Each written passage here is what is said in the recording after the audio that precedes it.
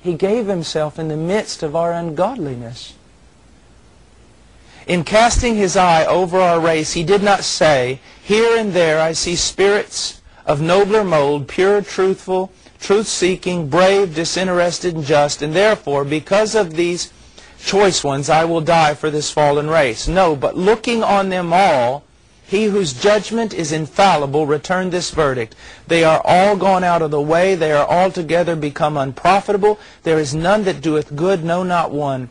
Putting them down at that estimate and nothing better, Christ died for them. That's amazing. Jesus viewed us as we really were, not as our pride fancies be. He saw us to be without God, enemies to our own Creator, dead in trespasses and sin, corrupt and set on mischief, and even in our occasional cry for good, searching for it with blinded judgment and prejudiced heart, so that we put bitter for sweet and sweet for bitter. He saw that in us was no good thing, but every possible evil, so that we were lost, utterly helpless, hopelessly lost apart from Him, yet viewing us as in that graceless and godless plight and condition, He died for us.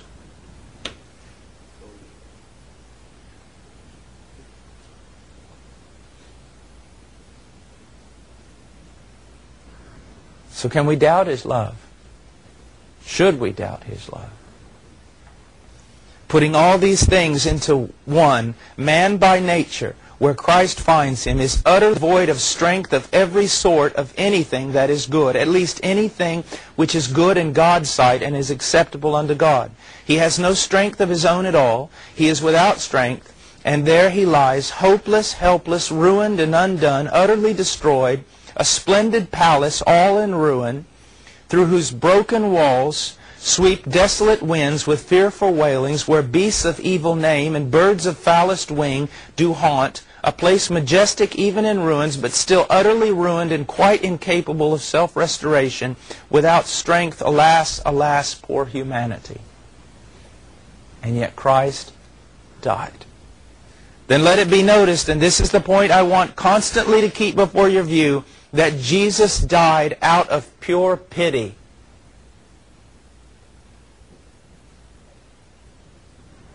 He loves.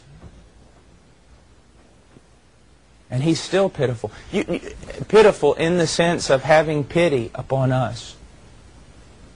But look at this. We revel in this type of love of Christ for the unreconciled sinner, and then once we become reconciled, we begin to doubt His love.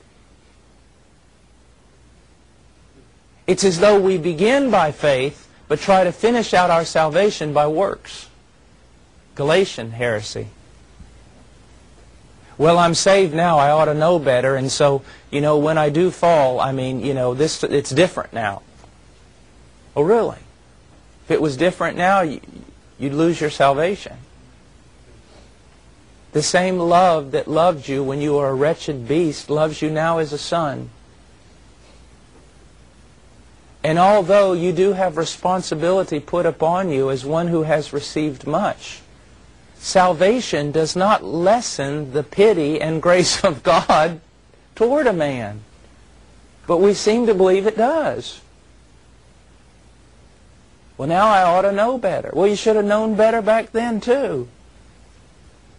Salvation does not, when you become a child of God, it does not lessen God's grace toward you. He must have died out of the most gratuitous benevolence to the undeserving, because the character of those for whom He died could not have attracted Him, but must have been repulsive to His holy soul. The impious, the godless, can Christ love these for their character? No. He loved them notwithstanding their offenses, loved them as creatures fallen and miserable, loved them according to the multitude of His loving kindnesses and tender mercies, from pity and not from admiration.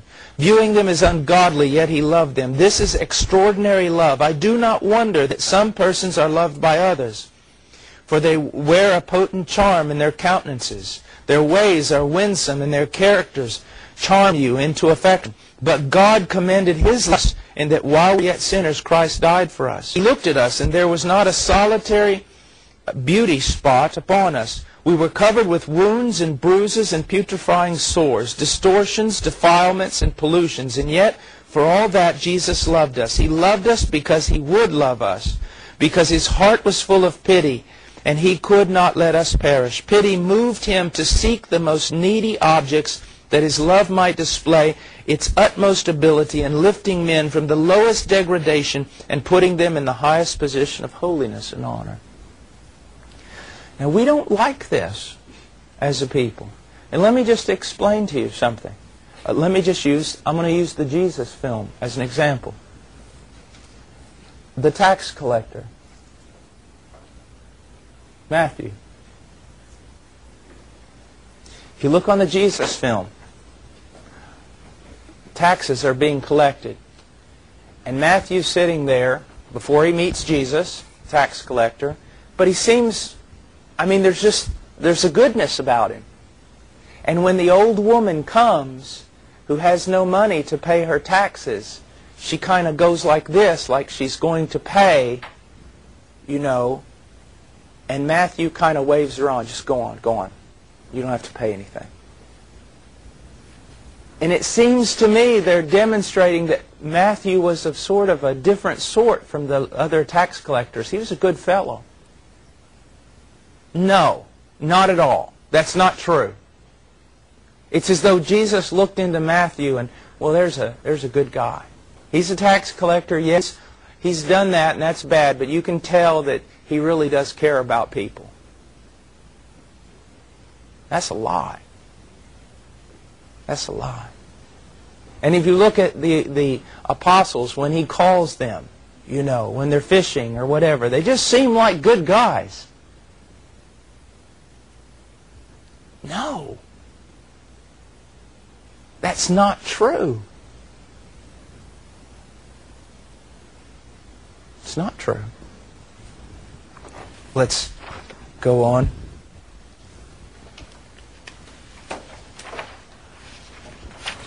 Page 41. The measure of Christ's love is that He gave Himself for us. There can be no greater expression or illustration of love than this. Now we'll look at some of the scriptures that teach of the greatness of the love manifested in the person of Jesus Christ. Let's go to John 15.